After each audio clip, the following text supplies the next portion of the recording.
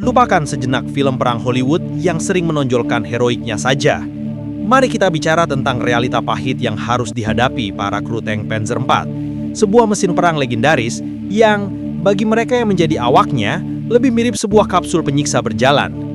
Ini adalah kisah tentang 5 pria yang berbagi satu takdir, terhimpit di antara baja tebal, deru mesin, dan ancaman maut yang mengintai di setiap putaran roda. Di jantung setiap Panzer IV, ada sebuah tim yang terdiri dari 5 orang. Ada komandan, si otak yang mengendalikan semua, ada penembak yang mengarahkan moncong maut, ada loader, si otot yang tak kenal lelah, pengemudi yang menjadi kaki mereka, dan ada radio operator, si juru bicara yang juga bertindak sebagai co-driver. Bayangin aja, mereka semua harus duduk atau berdiri di dalam sebuah ruang yang tingginya bahkan tidak sampai 2 meter, dengan kursi logam keras dan setiap jengkal ruang dimanfaatkan semaksimal mungkin. Gerakan di dalamnya bukan lagi sekadar berjalan atau bergeser, tapi lebih mirip tarian akrobatik yang kaku di antara berbagai peralatan dan tuas. Komandan biasanya punya sedikit keistimewaan. Kepalanya bisa menyembul keluar dari kubah untuk mengamati medan. Tapi kru lainnya, mereka hampir sepenuhnya buta. Penembak terpaku pada teropong bidik, loader sibuk dengan amunisi di sisinya, sementara pengemudi dan radio operator fokus pada jalan dan frekuensi radio di bagian depan. Karena pandangan terbatas itulah, koordinasi harus presisi luar biasa. Komunikasi, jika intercom sedang berbaik hati dan tidak rusak karena getaran atau tembakan, seringkali hanya berupa teriakan di atas raungan mesin. Setiap instruksi komandan adalah perintah hidup mati yang harus diikuti tanpa keraguan. Mereka adalah satu organisme, dan jika satu bagian macet, seluruhnya terancam. Bayangkan beban komandan yang harus jadi mata sekaligus otak bagi 4 orang lainnya dalam kondisi penuh kekacauan. Kondisi di dalam Panzer IV itu jangan ditanya. Ruangan sempit itu cuma awal dari penderitaan. Di tengah kabin yang tingginya di bawah 2 meter, gerak jadi super terbatas. Mau peregangan? Lupakan. Kepala bisa berbentur atap kapan saja. Siku bisa terhentam panel logam dingin. Klaustrofobia adalah teman sejati yang selalu membayangi. Apalagi saat yang berhenti, terasa seperti terperangkap dalam kotak yang bisa terbakar sewaktu-waktu. Dan soal suhu, ini dia yang bikin gila. Kalau musim panas, tank baja itu berubah jadi oven berjalan. Suhunya bisa menembus 50 derajat Celcius lebih. Panas mesin Maybach HL120 di belakang kabin menambah penderitaan. Keringat akan mengucur deras, membasahi seragam, membuat kulit lengket dan gatal. Dehidrasi itu udah kayak menu wajib. Tapi kalau musim dingin, ceritanya kebalikannya. Tank itu jadi lemari es raksasa, di mana suhu bisa di bawah 0 derajat. Baja dingin menyerap hawa beku dari luar, bikin jari-jari kaku. Napas jadi embun yang membeku di dinding. Tidur pun jadi mustahil karena gigitan dingin yang menembus tulang. Nah, ini yang paling unik dan bikin mual, yaitu bau. Di dalam Panzer IV, baunya itu komplit. Bukan cuma bau oli mesin, mesiu yang baru ditembakkan, atau bahan bakar yang menyengat, tapi ada juga bau keringat yang bercampur debu dan kotoran dari 5 pria yang jarang mandi. Terkadang, bau asap knalpot menyusup masuk, atau bahkan bau samar muntahan karena mabuk darat atau stres. Dan yang paling tabu tapi nyata adalah bau urin atau tai dari toilet darurat mereka. Ini semua bercampur jadi satu koktail mengerikan, parfum perang yang tak akan pernah hilang dari hidung para veteran. Belum lagi soal getaran dan kebisingan. Mesin Maybach yang meraung itu, ditambah derit rantai baja yang menggilas tanah, menciptakan kebisingan permanen yang memekakkan telinga. Tubuh mereka akan terus-menerus bergetar, pandangan pun ikut kabur. Saat tank melaju di medan yang tak rata, goncangan keras membuat kepala terbentur, tubuh terlempar.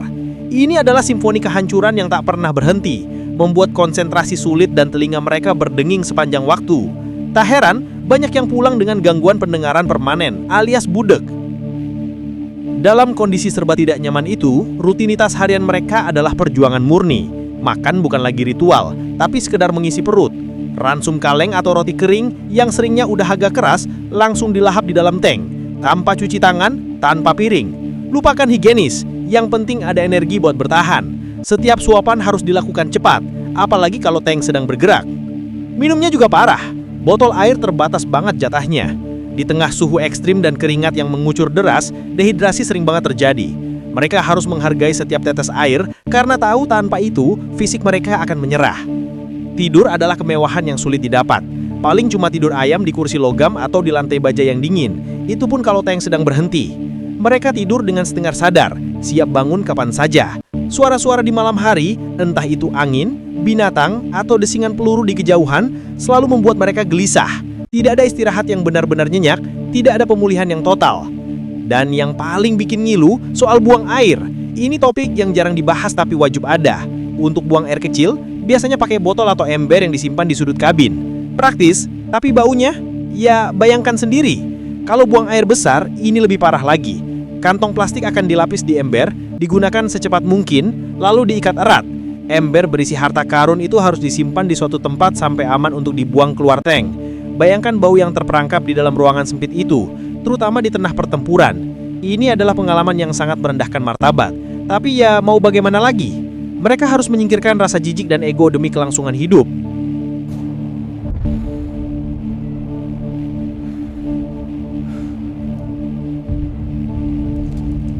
Di balik lapisan baja tebal, ada tekanan psikologis yang tak terlihat namun menghancurkan.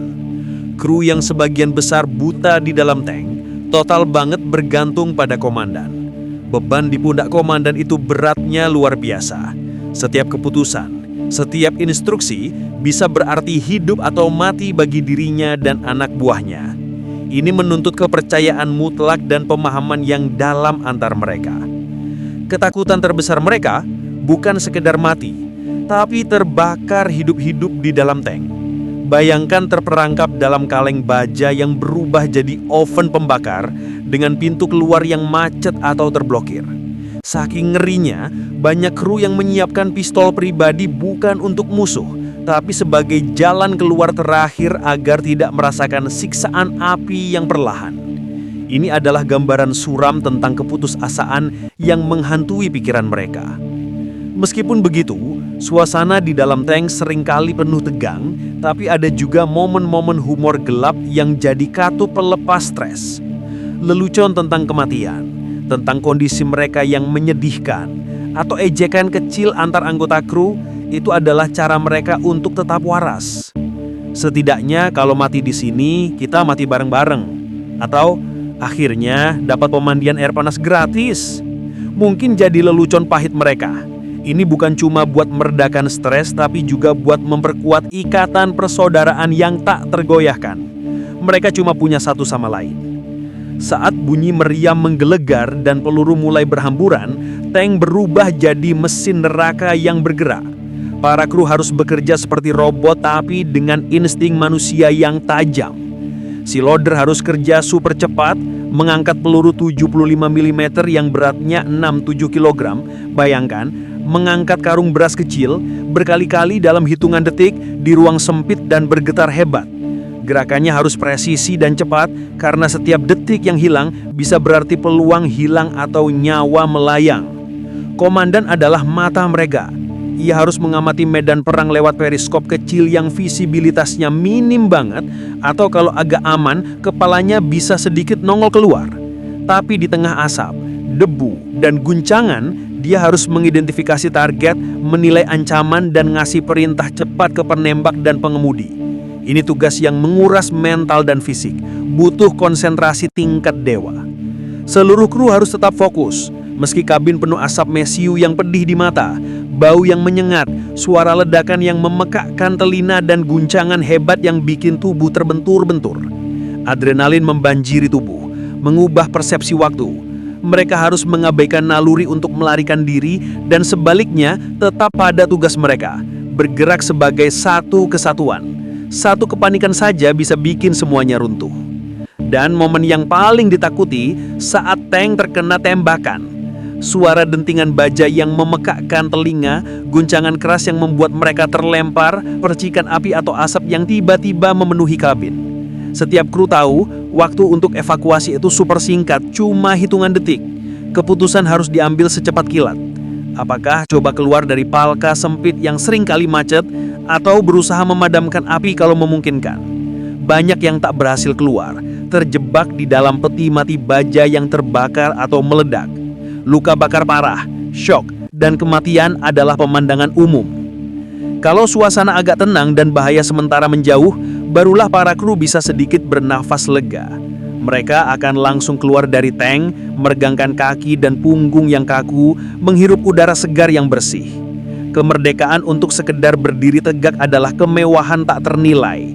Mereka akan buang air dengan lebih layak, membersihkan diri seadanya dengan air sisa yang terbatas, dan kalau ada kesempatan, mencuci seragam mereka.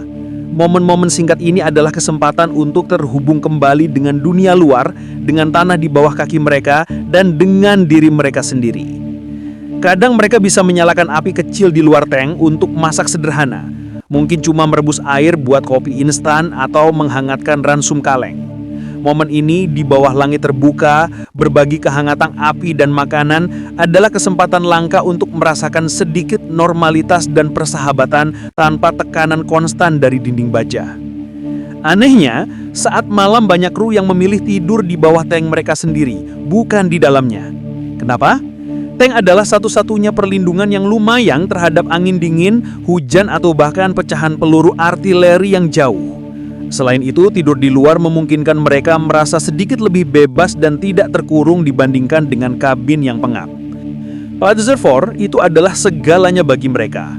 Kendaraan, benteng, tempat berlindung, dan juga penjara. Ini adalah rumah bergerak mereka, meskipun lebih tepat disebut penjara besi beroda. Mereka menghabiskan lebih banyak waktu di dalamnya daripada di tempat lain. Mereka merawatnya, membersihkannya, dan bahkan kadang berbicara dengannya. Ada ikatan aneh dan kompleks dengan mesin ini. Mereka membencinya karena kekejamannya, tapi juga mencintainya karena telah melindungi mereka berkali-kali. Para veteran yang berhasil selamat dari neraka baja ini seringkali pulang dengan bekas luka tak terlihat. Gangguan pendengaran itu udah pasti. Hasil dari bertahun-tahun terpapar kebisingan mesin dan dentuman meriam. Masalah paru-paru dan pernafasan juga sering terjadi akibat terus-menerus menghirup asap mesiu dan uap bahan bakar. Tapi yang paling menghantui adalah trauma psikologis alias PTSD. Mimpi nabur, kilas balik, kecemasan dan depresi adalah teman setia yang menemani mereka seumur hidup. Mereka hidup dengan bayang-bayang kengerian yang mereka alami. Sulit bagi mereka untuk menyesuaikan diri kembali dengan kehidupan sipil yang damai setelah terbiasa dengan intensitas dan kekejaman perang.